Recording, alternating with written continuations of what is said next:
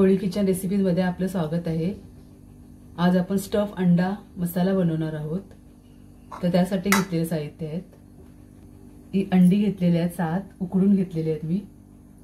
हे मसाल्यासाठी साहित्य घेतलेत, हे अर्धी वाटी ओला नारळ घेतलेला आहे, 1 चमचा जिरं घेतलेलं आहे, 1 चमचा धणे घेतले आहेत अख्खे, एक कांदा घेतला आहे मीडियम साईजचा उभा चिरून घेतलेला आहे, 5-6 लसणाच्या पाकळ्या घेतल्यात, अर्धा इंच आलं घेतलेलं आहे, एक कांदा घेतलेला आहे बारीक चिरून, एक टोमॅटो घेतलेला आहे मिक्सरला लावून घेतलेला आहे, असं बारीक करून घेतले, अर्धा चमचा हळद घेतलेली आहे, एक मोठा चमचा घरगुती कोळी मसाला घेतलेला आहे, हे फोडणीचे साहित्य घेतलेत, एक दालचिनीचा तुकडा घेतलाय, 4-5 मिरी घेतलेल्या आहेत, 4 लवंग घेतलेले आहेत आणि तेजपत्ता घेतलेले आहेत 2, मीठ घेतलेले आहे आणि तेल घेतलेले आहे।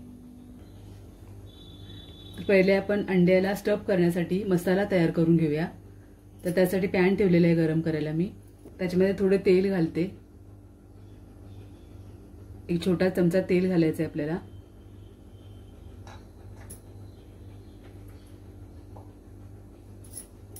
त्याच्यावरती आपल्याला कांदा उभा चिरून घेतलाय तो परतून घ्यायचा आहे।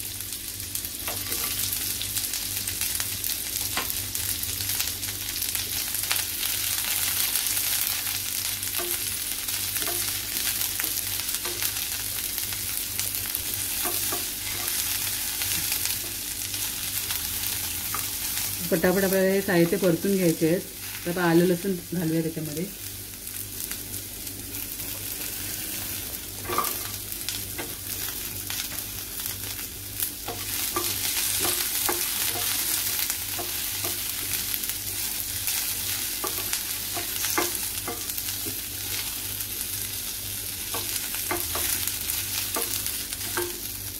मसाला परतून घेतल्याने खमंग त्याची टेस्ट येते चांगली,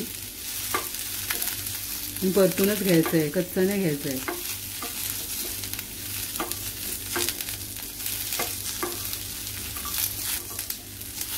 आता कांदा आपण 1 मिनिट परतवलाय, ट्रान्सपरंट झालाय थोडा, आपण खोबरं घालूया।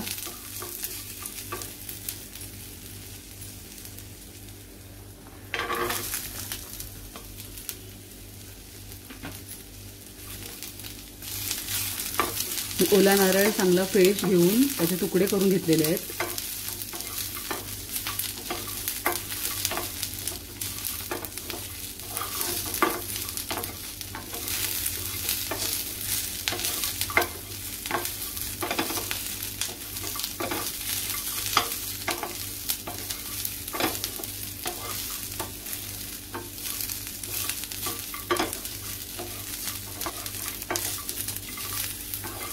चांगलं तांबूस रंगावर आपल्याला चांगलं परतून घ्यायचं आहे।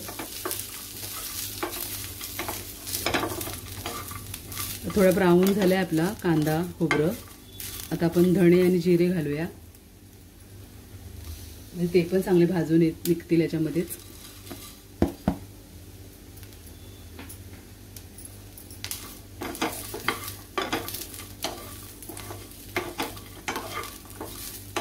आपण 1 मिनिट चांगलं परतून घेऊया।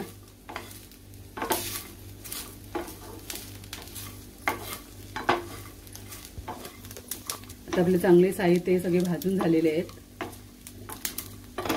आता आपण गॅस बंद करूया आणि थंड करून घ्यायचं आहे सगळं, मग आपल्याला मिक्सरमध्ये वाटून घ्यायचं आहे।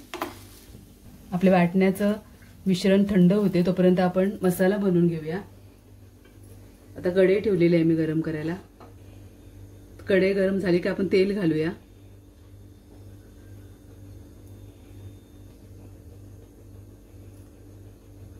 दोन मोठे चमचे आपण तेल घेतलेले आहे।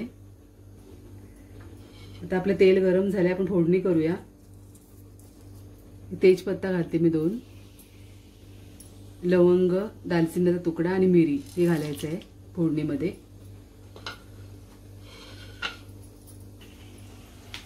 त्याच्यावरती आपण कांदा घालायचा आहे फोडणीवरती।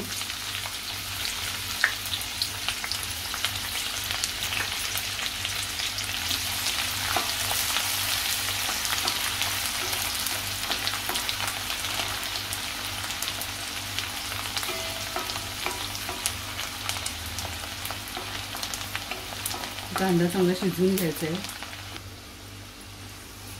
आता कांदा आपला थोडा परतला आहे. आता टोमॅटो प्युरी घालूया आपण. मिक्सरमध्ये असं जाडसर टोमॅटो मी वाटून घेतलं आहे.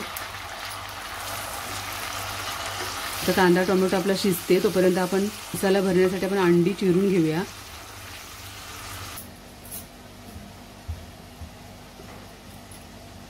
आता आपण अंड्याला चीर पाडून घेऊया. असं अंडं घ्यायचं.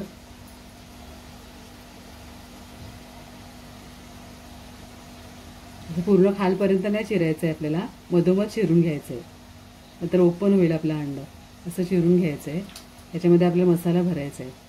असं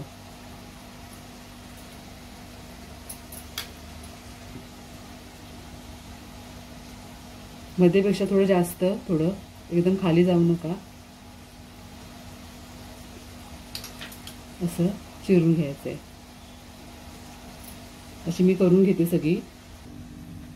अशा प्रकारे मी अंडी सगळी चिरून घेतलेली आहेत.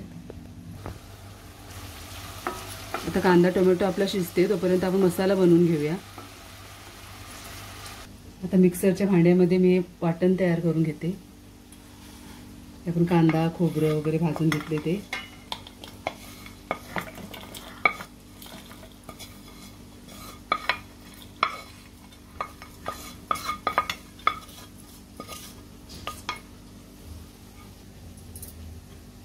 आता ह्या मसाल्यातच आपल्याला हळद आणि मसाला घालायचा आहे. घरगुती कोळी मसाला आणि हळद. चवीनुसार मीठ घालायचं आहे.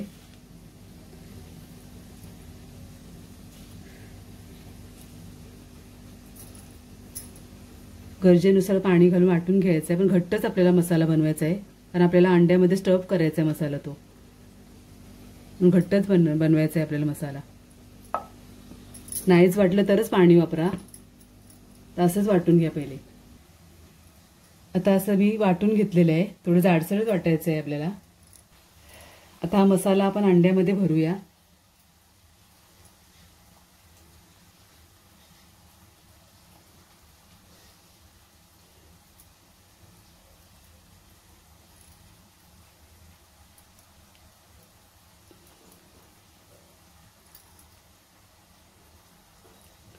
असं राहील तेवढं आपण थोडं थोडं भरून घ्यायचं आहे.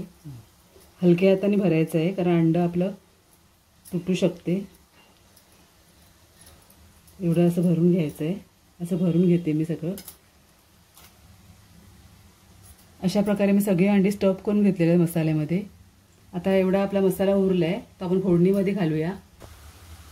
कांदा टोमॅटो आपण शिजायला ठेवलेला होता, त्याच्यात हा मसाला घालूया.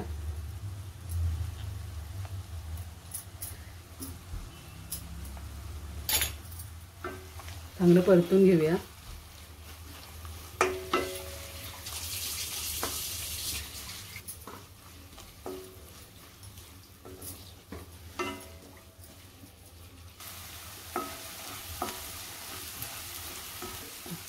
आपण स्टफिंगमध्ये मसाले हळद वगैरे घातला होता, त्याच्यामध्ये एक्स्ट्रा मसाला घालायची काही गरज नाही पडत. आता मसाल्यामध्ये आपण थोडं पाणी घालायचं आहे ग्रेव्हीसाठी. परतून घ्यायचं चांगलं.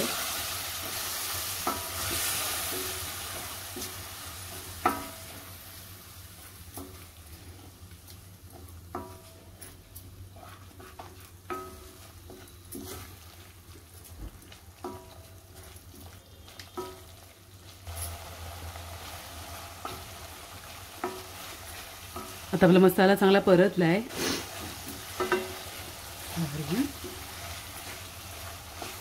आता आपण अंडी ऍड करूया याच्यामध्ये.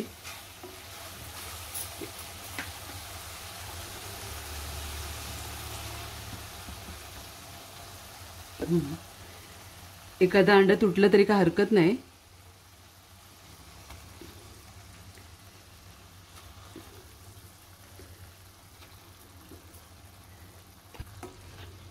हलक्या हाताने आता मसाला थोडा वरखाली करायचा आहे.